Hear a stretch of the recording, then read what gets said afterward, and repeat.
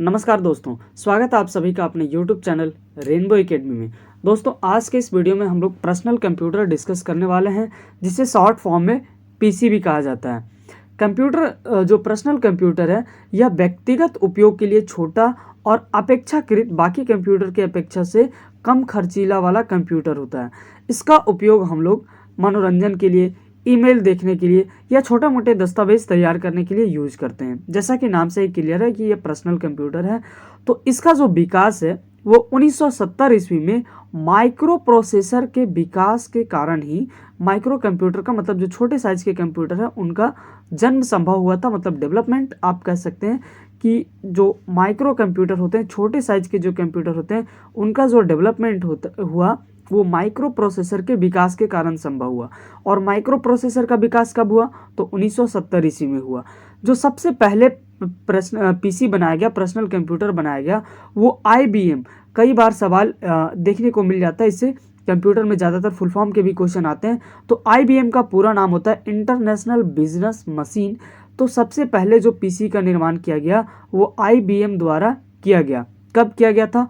1981 में किया गया था और उसका नाम जो है IBM PC दिया गया। तो नाम याद रखेंगे आप, IBM PC जो है वो IBM द्वारा बनाया गया पहला PC है। इसके बाद पर्सनल कंप्यूटर में कौन कौन से पार्ट्स आते हैं उसे देखिए। तो पर्सनल कंप्यूटर में सबसे पहला जो पार्ट आता है वो है सिस्टम यूनिट। सिस्टम यूनिट यह पर्सनल कंप्यूटर का मुख्य भाग होता है। पीसी द्वारा किए गए जितने भी कार्य होते हैं उसका नियंत्रण जो है वो इसी सिस्टम यूनिट से किया जाता है। इसके पीछे के भाग में कीबोर्ड होता है, मॉनिटर होता है, माउस होता है तथा प्रिंटर ये सबको तारों के सहारे से जोड़ा जाता है। किसमें? जो सिस्टम यूनिट है। कहने का मतलब ये आप समझिए कि अगर ये सिस्टम यूनिट है तो इसके पीछे साइड में तार के हेल्प से कीबोर्ड को, मॉनिटर को, माउस को, प्रिंटर को जोड़ा जाता है। अब इसमें आप देखिए, जो सिस्टम यूनिट है उसका दो टाइप का होता है सिस्टम यूनिट। पहला टाइप होता है डेस्कटॉप टाइप का सिस्टम यूनिट और दूसरा है टावर टाइप का सिस्टम यूनिट।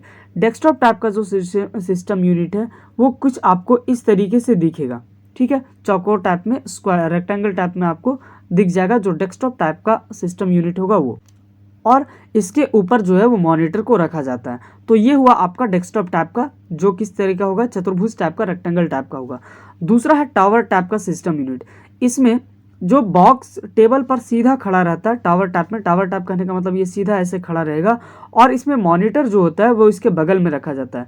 वर्तमान समय में जो सबसे ज़्यादा यूज हो रहा है वो इसी टाइप का सिस्टम यूनिट यूज हो रहा है, टावर टाइप का। नेक्स्ट है सिस्टम यूनिट का मुख्य भाग। तो सिस्टम यूनिट में जो होते हैं मुख्य भाग जो है वो पहला है CPU।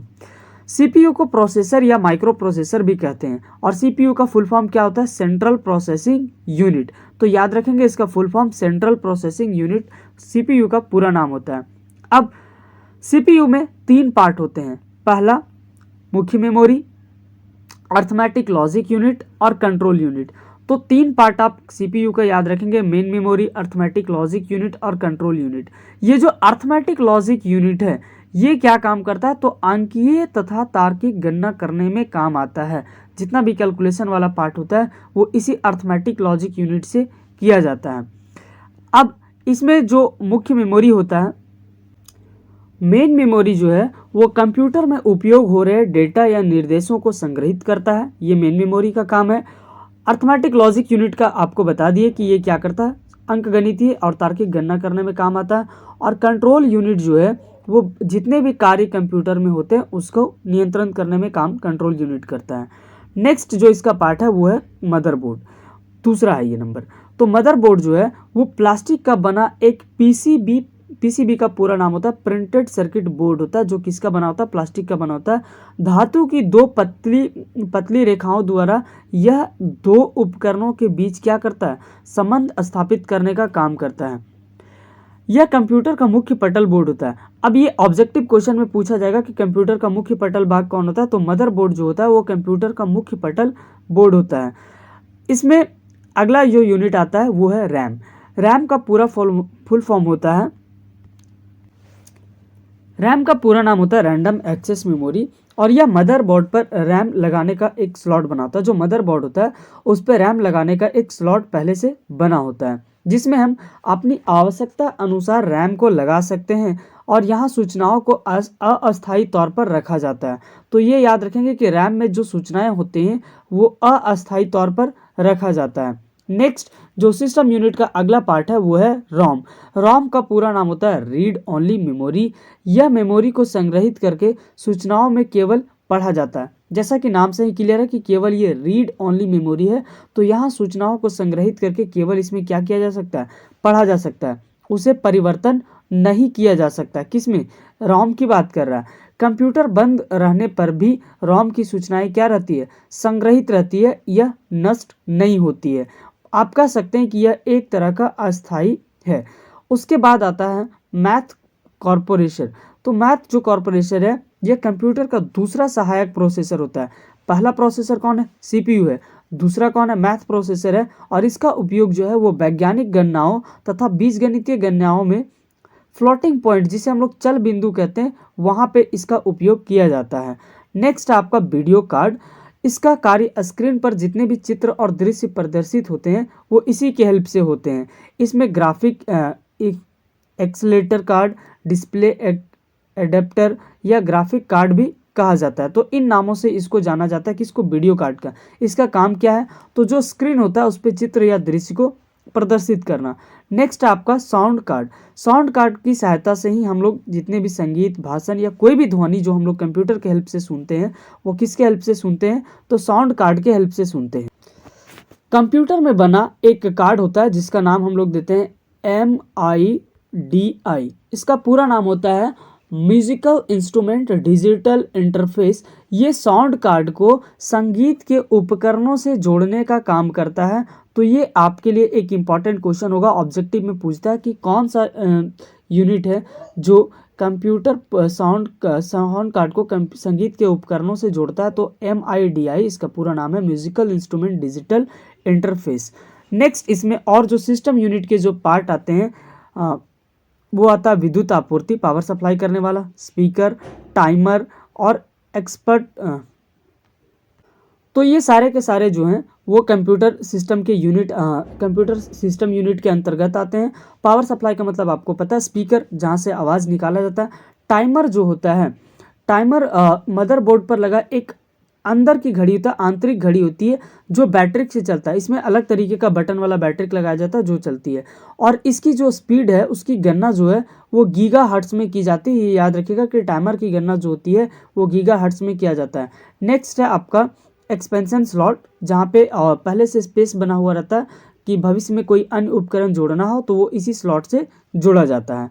ये तो थे आपके सिस्टम यूनिट के भाग। उसके बाद आता है कंप्यूटर का जो पीसी कंप्यूटर है उसका अन्य भाग जो आता है वो है हार्ड डिस्क। हार्ड डिस्क के बारे में आपको पहले से बता चुके हैं, पिछले वीडियो में अगर आप देखेंगे तो वहाँ दिख जाएगा। CD ड्राइव, सारे का फुल फॉर्म जितना भी होता है इन सारे के बारे में आपको बहुत डिटेल से वहाँ बताया गया है। तो केवल आप यहाँ पे नाम देखिए कि कौन कौन से और पार्ट होते हैं। तो hard disk, CD drive, floppy disk, monitor, mouse, keyboard, speaker, printer, scanner, CD रोम ड्राइव, CD राइडर, मॉडेम और UPS। ये सारे के सारे जितने भी यूनिट हैं वो पर्सनल कंप्यूटर के घटक या पर्सनल कंप्यूटर के पार्ट्स के अंतर्गत आते हैं।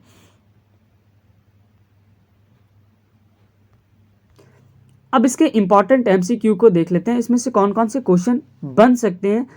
तो पहला सवाल है, खाली जगह CPU के लिए सामान्यतः गणित परफॉर्म करता है। ऑप्शन आपका ALU, DIMN, BUS और नन। तो कंप्यूटर CPU जो यहाँ पे सामान्यतः गणित का परफॉर्म करता है वो है ALU, जिसका पूरा नाम होता है अर्थमेटिक लॉजिक यूनिट। तो इसका सही आंसर हो जाएगा ALU। अगला सवाल है, पर्सनल कंप्यूटर का विकास का श्रेय जाता है। तो पर्सनल कंप्यूटर के विकास का श्रेय किसे जाता है, IBM को, HCL को, DEC को और HP को। तो पर्सनल कंप्यूटर का विकास का श्रेय जो है वो IBM को जाता है और इन्होंने ही सबसे पहला पर्सनल कंप्यूटर बनाया था। नेक्स्ट सवाल है, पर्सनल कंप्यूटर का मुख्य पटल कहलाता है। तो मदरबोर्ड को कंप्यूटर का मुख्य पटल कहा जाता है। तो इसका सही आंसर हो जाएगा मदरबोर्ड। अगला सवाल है, मदरबोर्ड के कंपोनेंट्स के बीच सूचना खाली जगह के माध्यम से ट्रैवल करता है। ऑप्शन है फ्लैश मेमोरी, सीमॉस, वेज और बसेस।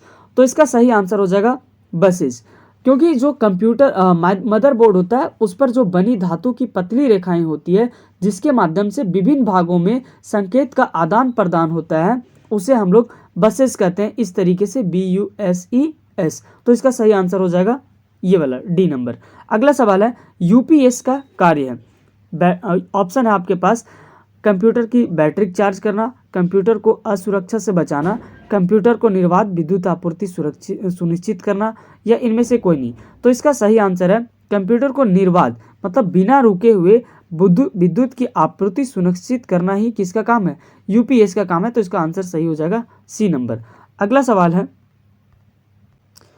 यूपीएस का पूर्ण रूप क्या है, universal power supply, universal power setup, uninterruptible power supply या यूनिट पावर सप्लाई। तो इसका सही आंसर हो जाएगा uninterruptible power supply, option number C हो जाएगा। नेक्स्ट सवाल है पेन ड्राइव को कंप्यूटर से जोड़ने का प्रयोग करता है। तो पेन ड्राइव को कंप्यूटर से जोड़ने के लिए किसका प्रयोग करते हैं, तो यूएसबी पोर्ट का प्रयोग करते हैं पेन ड्राइव को कंप्यूटर से जोड़ने के लिए। इसका सही आंसर हो जाएगा यूएसबी पोर्ट। अगला सवाल है किसी विशेष प्रकार के संगीत के उपकरणों को साउंड कार्ड से जोड़ने के लिए कौन सा पोर्ट काम करता है। तो अभी आपको बताए थे इसका आंसर MIDI का प्रयोग हम लोग संगीत उपकरणों को साउंड कार्ड से जोड़ने के लिए MIDI का प्रयोग करते हैं, जिसका फुल फॉर्म आपको बताए थे म्यूजिकल इंस्ट्रूमेंट डिजिटल इंटरफेस। तो इसका सही आंसर हो जाएगा MIDI। फिर मिलते हैं हम लोग नेक्स्ट वीडियो में। आगे के वीडियो के लिए चैनल को सब्सक्राइब करें, वीडियो अच्छी लगी हो तो लाइक करें और अपने दोस्तों के साथ शेयर करें। Thank you.